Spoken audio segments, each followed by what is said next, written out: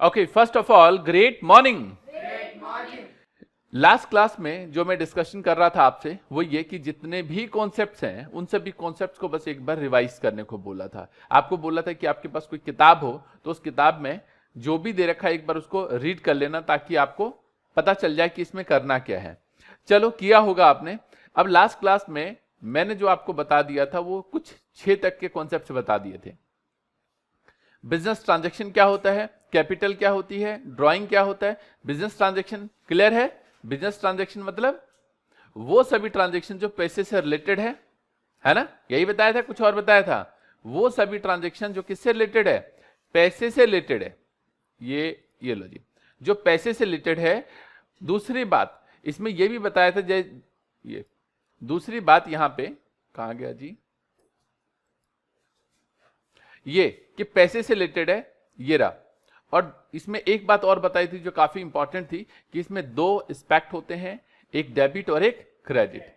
तीसरी बात यह भी है यहां पे कि ये फाइनेंशियल पोजीशन को चेंज करता है ना। तो वही बात यहां पे क्लियर की थी हमने कि business transaction is an economic activity of the business which changes it's financial position.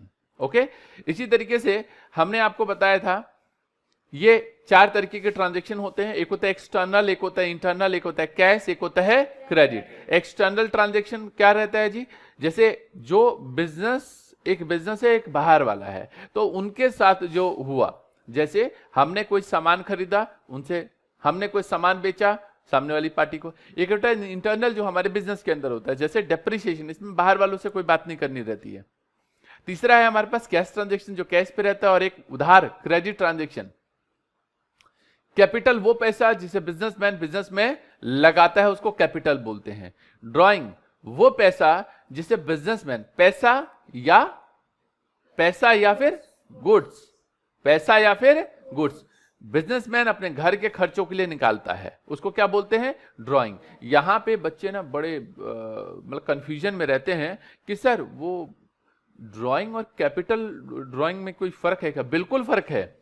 Capital withdraw करने का मतलब है उसने अपनी जो पूंजी है, हिंदी में बोलते हैं उसको पूंजी, उसको ही निकाल लिया। इसको और अच्छे से समझाऊं तो मान लो आजकल तो ओला उबर में बहुत सारी गाड़ियां लगी हुई है। अब एक भाई साहब ने सोचा कि यार 10 ड्राइवर हायर करूंगा और ये जो 10 कार है ना वो ले लेता हूं। अब उसने क्या किया, 10 कार उसने ले ली। अब उसको लगा 2 ड्राइवर मिल ही नहीं रहे, 8 तो लग गए लेकिन 2 मिल ही नहीं रहे। उसने कहा यार गाड़ियां रख के करूंगा क्या, बेच लो। उसने 2 गाड़ियां उठा के बेच दी और वो पैसा अपने किसी और कहीं लगा दिया। उसने उस बिजनेस में नहीं लगाया। ये क्या हो गया, उसने अपना जो पैसा है वो विड्रॉ कर लिया एक तरीके से। क्लियर है? तो ड्रॉइंग जो घर के खर्चों के लिए किया जाता है।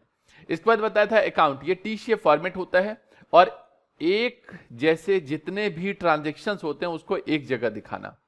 आपके घर में जो आलू की टोकरी है उसमें प्याज थोड़ा डाल देते हैं, आलू की टोकरी में आलू। जैसे ये सामान सब्जी बेचने वाला है, इसमें ये क्या करेगा, आलू की जगह आलू रखेगा, प्याज की जगह प्याज रखेगा, है ना। ऐसे ही एक जैसे नेचर के जितने भी आइटम्स होते हैं उसको एक जगह टी शेप फॉर्मेट में दिखाते हैं, उसको बोलते हैं अकाउंट। जैसे लेफ्ट हैंड साइड और right hand side. Left hand side में हम लोग जो साइड होती है उसको बोलते हैं डेबिट, जो राइट हैंड साइड होती है उसको क्या बोलते हैं, क्रेडिट साइड बोलते हैं। इसी तरीके से लायबिलिटी होती है वो पैसा जो बिजनेस को बाहर वालों को चुकाना है, या वो पैसा जो बिजनेस को चुकाना है उसको बोलते हैं लायबिलिटीज। कर्जे होते हैं एक तरीके से, 2 तरीके के होते हैं, एक होता है इंटरनल, एक होता है एक्सटर्नल। जो पैसा खुद को चुकाना है उसको बोलते हैं इंटरनल, कैपिटल उसका एक पार्ट है। और एक होता है एक्सटर्नल जो बाहर वालों को चुकाना है। लायबिलिटी को 2 पार्ट में डिवाइड करते हैं, एक होता है नॉन करंट लायबिलिटी और करंट लायबिलिटी। करंट लायबिलिटी वो लायबिलिटी होती है जिसकी पेमेंट 1 साल के अंदर अंदर कर देते हैं हम लोग, और नॉन करंट लायबिलिटी वो होती है जिसकी पेमेंट 1 साल से ज्यादा भी चली जाती है, तो 1 साल से ज्यादा ही रहती है एक तरीके से। लॉन्ग टर्म्स लोन हो गया, जैसे कोई लोन लिया, अब मान लो एक बिजनेसमैन ने लोन लिया और उसको पेमेंट करना है 5 साल के अंदर, वो लॉन्ग टर्म लायबिलिटी हो गई।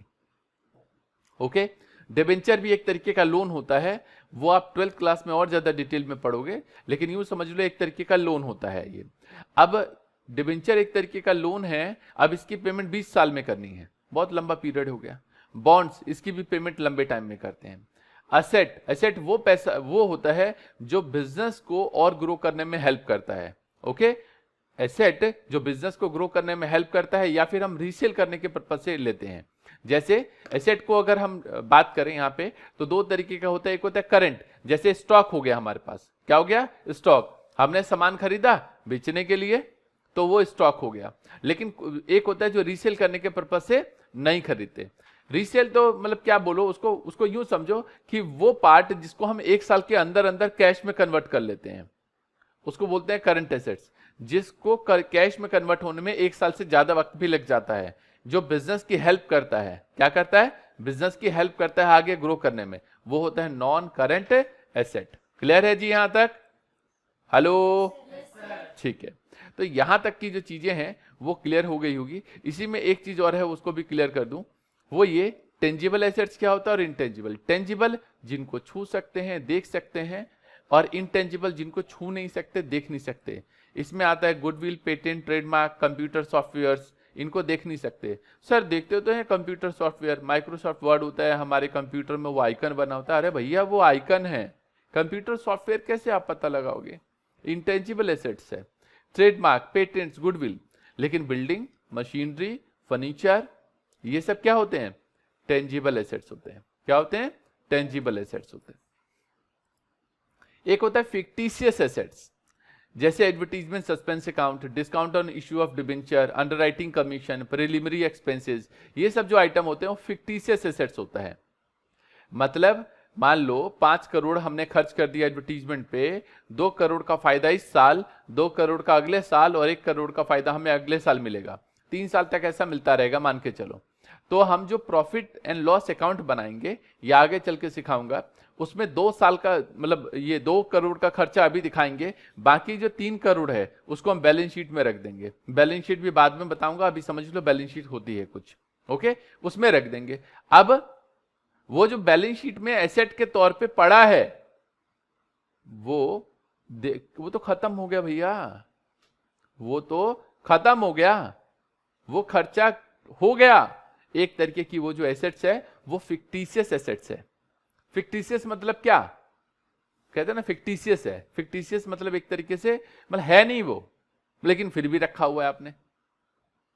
तो इस टाइप की जो एसेट्स होती है उसको बोलते हैं फिक्टिशियस एसेट। 2 कॉन्सेप्ट है, बट दिक्कत क्या होगी अगली क्लास में कि वो कॉन्सेप्ट तो बताऊंगा फिर दोबारा से ही बताना पड़ेगा। तो एक काम करता हूं, आज नहीं नेक्स्ट क्लास में क्लियर करूंगा। बट नेक्स्ट क्लास में क्या है, कॉन्सेप्ट बता के उतना ही बताऊंगा जितना नोट कर सको, नहीं तो ये फिर आगे चला जाएगा। कुछ गिन के कुछ 10-12 कॉन्सेप्ट ऐसे हैं जो थोड़े से लेंदी हैं, बाकी सब 2-2, 3-3 लाइन के हैं। ओके, तो उसमें कम टाइम लगेगा, स्टार्टिंग में टाइम लगता है। ये टोटल कितने कॉन्सेप्ट हो गए हमारे पास? 6 जो अभी आपने नोट किए है ना, 6। तो अगली क्लास में हमारा जो टारगेट रहेगा कुछ 12 तक का टारगेट रहेगा, 12 to 15 तक हम डिस्कस करेंगे। ओके, चलो जरा होम फन लिख लो। फिर होम फन में अभी भी जितने भी कॉन्सेप्ट्स हैं वो सभी के सभी कॉन्सेप्ट्स रिवाइज तो करने हैं, साथ में क्या करना है, लर्न लिख लो, लर्न ऑल कॉन्सेप्ट्स। सारे के सारे कॉन्सेप्ट्स आपको याद करने हैं। ओके, मजा आ गया? चलो कंटिन्यू करेंगे नेक्स्ट में, तब तक के लिए all the best, take care, जय हिंद, जय भारत।